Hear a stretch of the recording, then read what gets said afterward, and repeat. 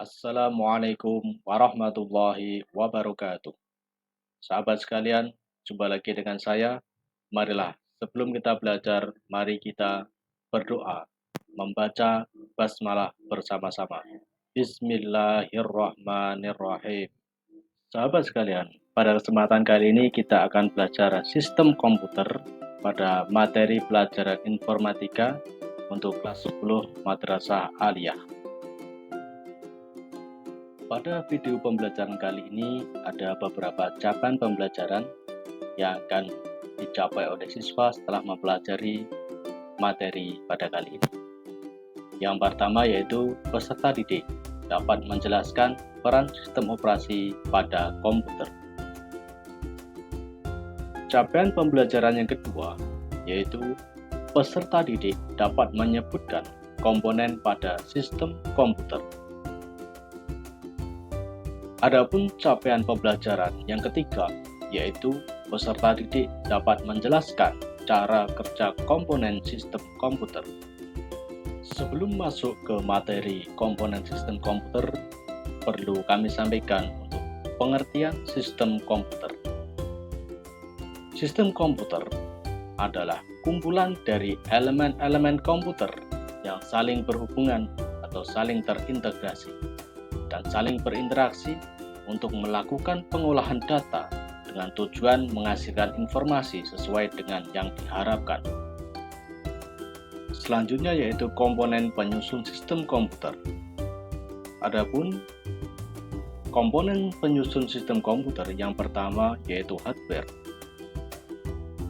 Hardware merupakan perangkat keras komputer atau komponen fisik pada komputer yang dapat disentuh, dilihat, atau dipindahkan.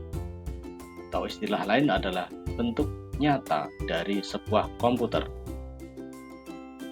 Komponen penyusun sistem komputer yang kedua yaitu software.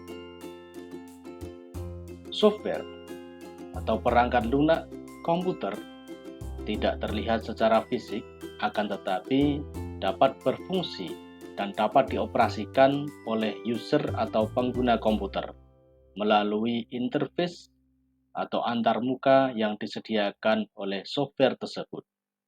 Fungsinya ialah untuk menjembatani pengguna dengan perangkat keras atau hardware.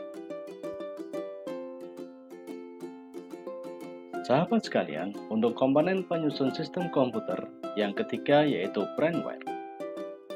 Apakah itu firmware? Firmware atau pengguna adalah orang yang menggunakan atau mengoperasikan komputer atau disebut juga dengan user. Nah, sekarang kita akan bahas satu persatu dari komponen sistem komputer, mulai dari hardware, software, dan firmware. Hardware terdiri dari 4 kelompok. Yang pertama yaitu input device atau perangkat masukan. Perangkat masukan ini bertugas untuk memberikan input atau masukan kepada komputer. Contohnya seperti keyboard, mouse, scanner, mikrofon, dan yang lainnya. Kelompok hardware yang kedua yaitu process device, yaitu perangkat pemrosesan yang bertugas melakukan pemrosesan dari hasil input yang dilakukan oleh input device.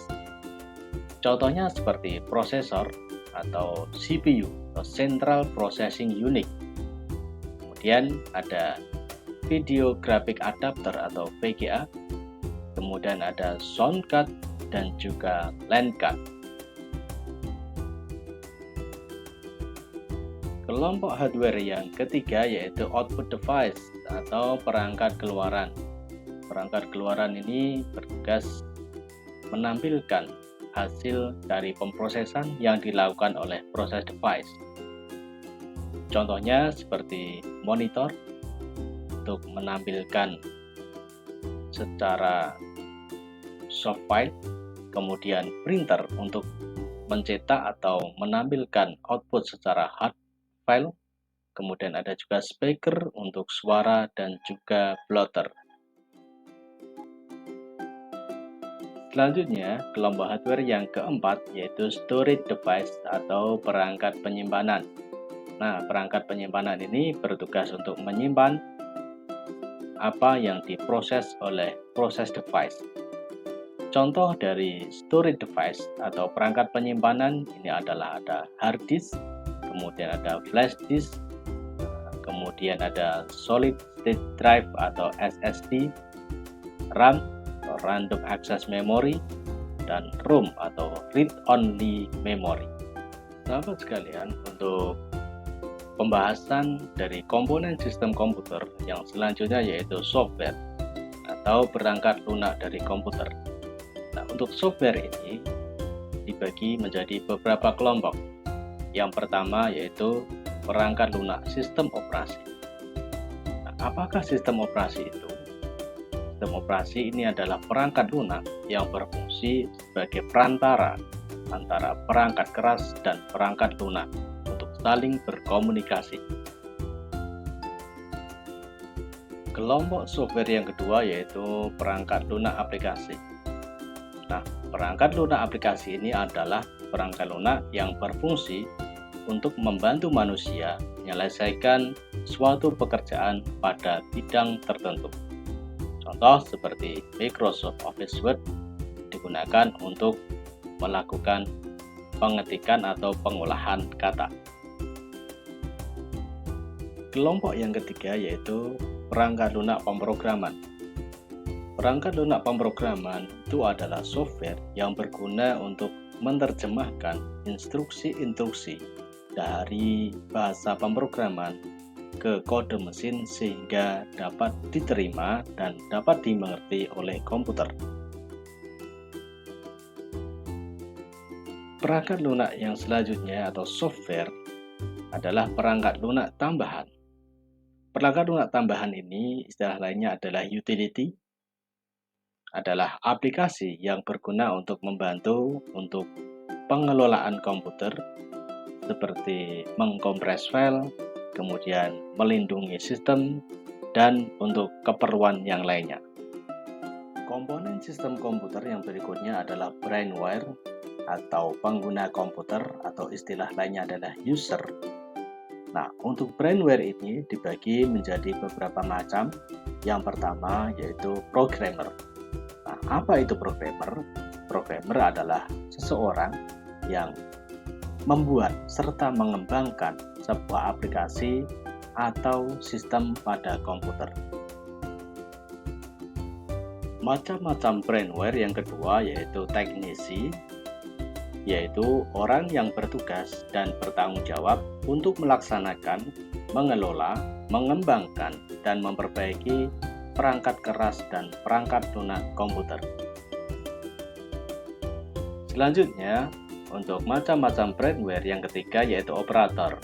Operator adalah seorang yang memiliki tugas khusus terkait dengan semua peralatan yang terdapat di dalam sistem komputerisasi. Selanjutnya kita akan mempelajari bagaimana cara kerja sistem komputer.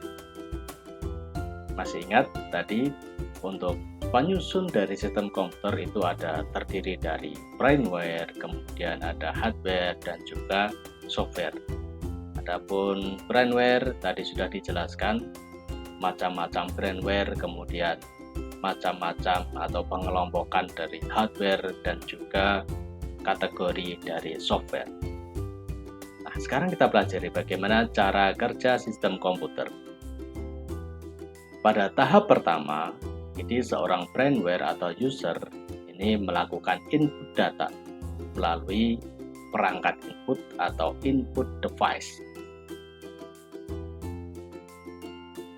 Untuk alur atau tahap yang kedua yaitu hasil input yang dilakukan oleh brainware akan disimpan pada RAM. RAM itu adalah random access memory, yang artinya tempat penyimpanan sementara sebelum disimpan ke media penyimpanan yang permanen.